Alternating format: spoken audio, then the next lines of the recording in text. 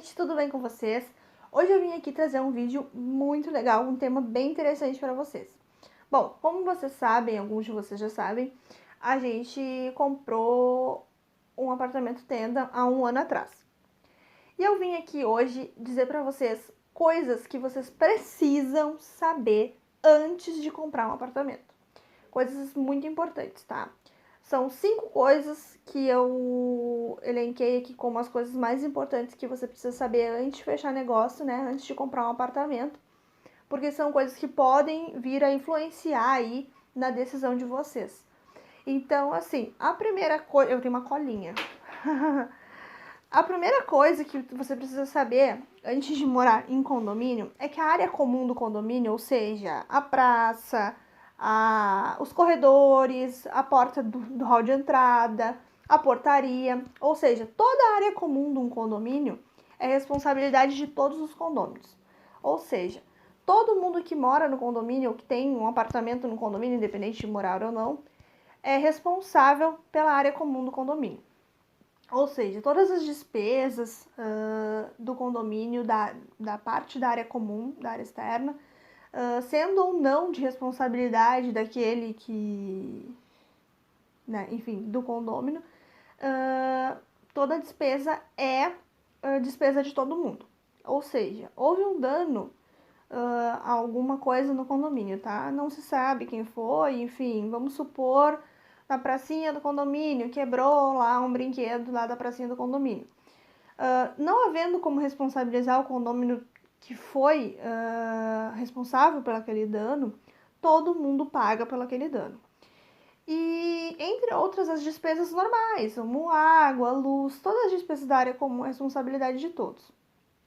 E uma coisa que é muito importante salientar nisso é que as pessoas que não pagam as suas cotas condominiais em dia, elas acabam por causar um saldo negativo no condomínio. E o que acontece?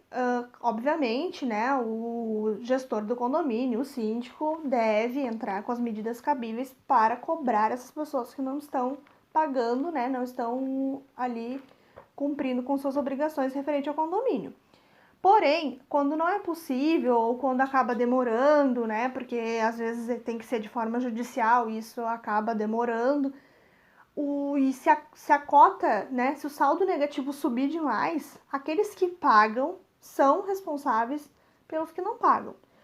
É injusto? Pode ser que sim, pode ser que seja injusto, mas é assim que funciona em condomínio, gente. Todo mundo tem que pagar, independente de qualquer coisa. Se o saldo negativo é muito alto, acaba se dividindo a despesa entre as pessoas que estão pagando o condomínio, que estão em dia, tá? A segunda coisa que é muito importante que vocês saibam também, antes de comprar um apartamento em condomínio, é que existem horários, né, pré-estabelecidos ou pelo estatuto, ou pela convenção coletiva, ou pela convenção do condomínio, horários esses pré-estabelecidos para poder fazer obra, para fazer qualquer serviço que venha a causar barulho, né, dentro do apartamento, para fazer qualquer tipo de manutenção, até mesmo mudança. Tudo isso depende, claro, depende de condomínio para condomínio, cada um tem as suas regras e dias pré-estabelecidos para fazer isso. Normalmente é de segunda a sexta, alguns condomínios pode fazer no sábado também, isso depende aí da decisão dos moradores, né, em assembleia. A terceira coisa que é muito importante saber é que qualquer intervenção na área externa do condomínio, qualquer melhoria ou uma manutenção assim mais efetiva, digamos assim, por exemplo, tá? Existe a lixeira no condomínio, certo? O lugar onde as pessoas descartam o lixo, enfim. Se porventura o síndico achar por bem fazer uma cobertura, porque nem todos os condomínios da tenda vem com cobertura, mas acho que nenhum vem, não sei. Mas o meu, por exemplo, aqui não veio com uma cobertura a parte de descarte de lixo. A gente achou por melhor colocar uma cobertura para que não ficasse o lixo a céu aberto, enfim. a gente resolveu colocar. Só que esses toldos, para colocar esses toldos na área da lixeira, a gente necessita de aprovação na Assembleia de Moradores. Ou seja, o síndico não pode simplesmente fazer qualquer intervenção na área comum do condomínio, melhorias que sejam, enfim, sem a deliberação de todos. Por quê? Porque todo mundo vai pagar por essas melhorias, né? Essas melhorias, elas saem do bolso de todos os condôminos, de todo mundo que tem a sua parte no condomínio. Então, é nada mais justo que essas pessoas, né, que nós, moradores, decidimos o que a gente quer que seja feito ou não. O que normalmente acontece? O síndico, ele cria projetos, né, ele cria projetos junto com a administração do condomínio, né, o conselho fiscal, enfim, ele cria projetos e leva as pautas para a Assembleia, normalmente com 3 opções de orçamento, né, para aquelas coisas benfeitorias que ele deseja fazer, e em Assembleia os moradores decidem se querem ou se não querem aquela melhoria e também decidem qual o melhor orçamento para fazer isso aí, tá? A quarta coisa que também é muito importante saber e que às vezes as pessoas não entendem é que num condomínio existem regras, certo? Existem regras de convivência, porque como eu já disse para vocês aqui, o condomínio ele é de todo mundo. Então, para que haja um bom convívio, há regras, né? Há regras que precisam ser cumpridas, né? Que precisam ser supervisionadas também, fiscalizadas, né? Então, o que acontece? Um condomínio, quando ele não cumpre as regras do condomínio, ele corre o risco de ser multado, tá? O valor da multa, ele varia de condomínio para condomínio, depende do estatuto, do regramento de cada condomínio, né? Assim como as infrações. As infrações, elas são medidas por cada condomínio tem o seu estatuto. Claro que existem regras que são meio genéricas, assim, que vale para todo mundo. Tipo, como horário de silêncio, né? Todo condomínio tem horário de silêncio, alguns têm um horário diferente do outro, mas todos têm. Então, esse silêncio, ele precisa ser respeitado, né? Porque a gente mora em condomínio e vocês sabem que, não sei se vocês sabem, mas os apartamentos da Tenda, eles são pequenos, né? São apartamentos Minha Casa Minha Vida, são apartamentos pequenos. Então, são apartamentos que, tipo, as paredes são finas, né? O que acontece é que se a gente faz muito barulho dentro do nosso apartamento, a gente incomoda o vizinho. Se a gente ficar arrastando o móvel fora do horário permitido, né, a gente incomoda o vizinho. Se a gente ficar gritando ou receber visita e as visitas falarem alto demais, a gente incomoda o vizinho. Então, a gente sempre tem que estar pensando aí que a gente mora em uma comunidade, né? E cabe o bom senso, né, gente? O que a gente não quer que façam pra gente, a gente não faça pros outros. Mas essa é uma coisa que nem todo mundo coopera, né? Infelizmente, por esse motivo, por as pessoas às vezes não cooperarem com isso, é que existem as punições, né? As multas que estão aí para nos resguardar, né? O que acontece? Se um condomínio ele é reincidente, ou seja, ele pratica aquela mesma... tipo assim, ele infringe aquela mesma regra mais vezes, por exemplo. Na primeira vez, provavelmente, ele vai ser notificado. Se ele insistir naquilo ali, na segunda vez, ele vai ser multado, né? Se ele insistir naquilo ali, ele pode ter a sua multa aí duplicada, triplicada, até mesmo quadriplicada, dependendo da situação. E até mesmo pode sofrer um processo judicial, tá? Número 5.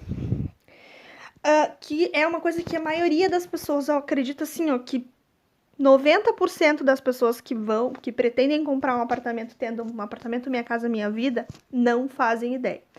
Que é a falta de pagamento da cota condominial, ou seja, do valor do condomínio, que é aquele valor que abarca ali toda aquela questão de luz da área comum, água da área comum, portaria, se tiver, câmera de monitoramento, tudo que é gasto do condomínio vem ali naquela cota. Se a pessoa não paga, se o morador não paga ou o proprietário não paga essa multa, ele corre sim o risco de perder o imóvel. Isso mesmo, perder o imóvel. Isso é uma coisa que a maioria das pessoas não sabe ou não faz ideia, porque as pessoas pensam assim, ó, pô, eu vou comprar um apartamento, um financiamento pela Caixa, eu pagando a prestação da Caixa, pagando o financiamento do banco, eu tô tranquila, não preciso pagar o condomínio, porque afinal de contas eu não quero saber disso daí, não vou pagar, porque ninguém vai me obrigar e acabou. Não é bem assim. Se você, mesmo que você pague o seu financiamento em dia, que você pague a sua conta de luz em dia, individual, mas se você não pagar a cota do condomínio, você pode perder o seu imóvel. Por quê? Porque no Brasil, a nossa legislação prevê isso. Ou seja, a única conta, a única dívida que você vai ter, que é possível perder o seu único imóvel, ou seja, você mora com a sua família ali, é o seu único imóvel, você não possui outro imóvel, não possui outra moradia. Independente disso, a única dívida que tira esse único bem que você tem é a dívida de condomínio. Então, fiquem bem atentos a isso, gente, porque assim, ó, às vezes a gente faz cálculos, porque vocês sabem que a Tenda facilita bastante o pagamento, a Caixa facilita bastante, eu não sei como é que tá agora nesse atual governo, mas normalmente a entrada do Minha Casa Minha Vida é bem facilitada, a compra é bem facilitada, porém, nem sempre fica fácil de pagar depois. Porque eles não contam muita coisa pra gente. A gente precisa pagar condomínio, a gente precisa pagar luz, a gente precisa pagar a taxa de gás, a gente precisa pagar a própria Caixa, né, no financiamento. E às vezes, se a gente não tem esse valor muito bem calculado, fica difícil de arcar com todas essas dívidas, né? Com todas essas obrigações que a gente adquire quando compra um apartamento.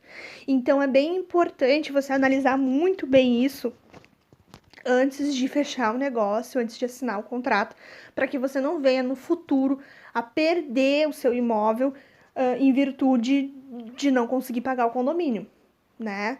Porque você pode estar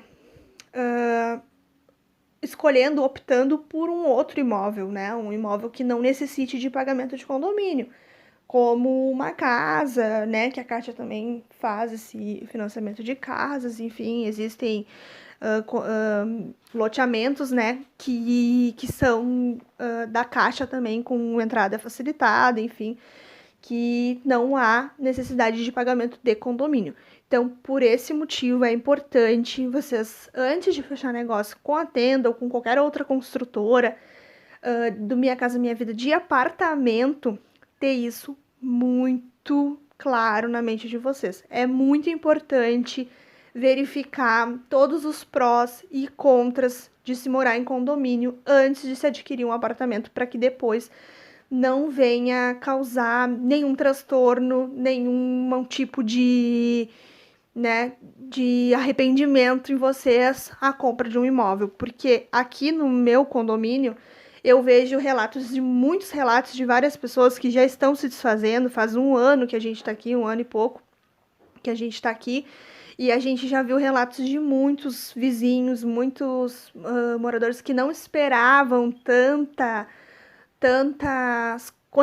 coisas para se pagar, tantas obrigações a se cumprir, que estão optando por vender os seus imóveis, né, com arrependimento de terem comprado. Então, fica aí a reflexão para vocês estudarem muito bem e analisarem muito bem todas as opções antes de fechar negócio com qualquer construtora aí.